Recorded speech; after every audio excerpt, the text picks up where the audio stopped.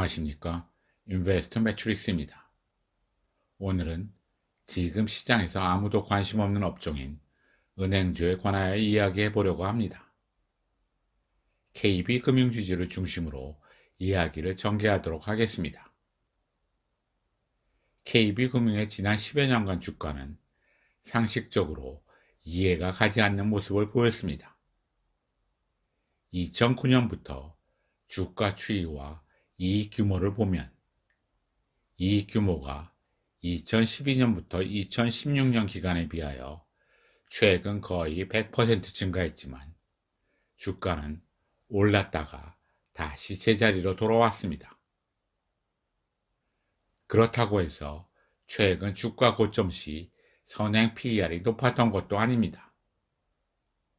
주가가 7만원에 근접하여 최근 고점이었던 2018년 1월 선행 PER이 9배 수준이었던 것으로 추정됩니다. KB금융주가의 이해할 수 없는 흐름은 PBR과 ROE 관점에서도 찾아볼 수 있습니다. 2009년부터 ROE와 PBR의 추이를 보도록 할까요? PBR과 ROE의 관계는 그동안 몇 차례에 걸쳐 설명을 드렸기 때문에 오늘은 상세한 설명은 생략하겠습니다. 결론만 말씀드리면 그 두 변수는 추세적으로 동일한 방향으로 움직입니다. 2009년부터 ROE를 보면 등락은 있었지만 추세적인 하락 흐름은 보이지 않았는데 반하여 PBR은 추세적으로 하락했습니다. 과거 주가 흐름을 보면 금융위기 이후 추세적인 상승이 두 번 있었는데 2009년 2월부터 2009년 9월까지 구간과 이를 1구간이라고 표현하겠습니다. 2016년 6월부터 2017년 10월까지 구간입니다. 이를 2구간이라고 표현하겠습니다. 금리 관점에서 이 두 구간에 공통점이 있었습니다. 그 두 구간에서 금리가 어떻게 움직였는지를 보도록 하겠습니다. 먼저 2008년 12월부터 최근까지 긴 구간에서 정책금리인 콜금리가 어떻게 움직였는지를 아래 우측의 그래프가 보여줍니다. 빨간 원으로 표시된 구간이 1구간입니다. 그 1구간을 자세히 들여다보면 정책금리인 콜금리는 인하 이후에 지속적으로 동결되었으나 시장금리인 국채 3년 금리는 상승했습니다. 그럼 이 구간에서의 금리 움직임을 보도록 할까요? 아래 우측의 지난 10여 년간의 콜금리 그래프에서 빨간 원으로 표시된 구간이 이 구간입니다.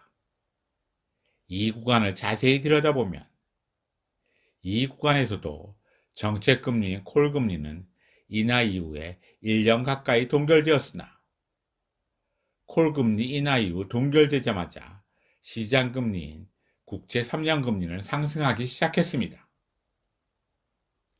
1구간 및 2구간에서의 금리 흐름의 공통현상은 단기금리 안정과 장기금리 상승이라고 할 수 있습니다. 1구간 및 2구간에서의 금리 흐름이 어떤 채널로 은행주 상승으로 연결되었을까요? 예금은 상대적으로 단기이고 대출은 상대적으로 장기이므로 단기금리 안정 및 장기금리 상승은 은행 예대마진 확대로 이어지고 예대마진 확대는 은행 영업 호조로 이어져서 최종적으로 은행 주가 상승으로 연결되었습니다. 최근 금리 흐름을 보도록 할까요? 아래 우측에 긴 구간의 콜금리 추이 그래프에서 빨간색 원으로 표시된 부분이 최근 상황입니다.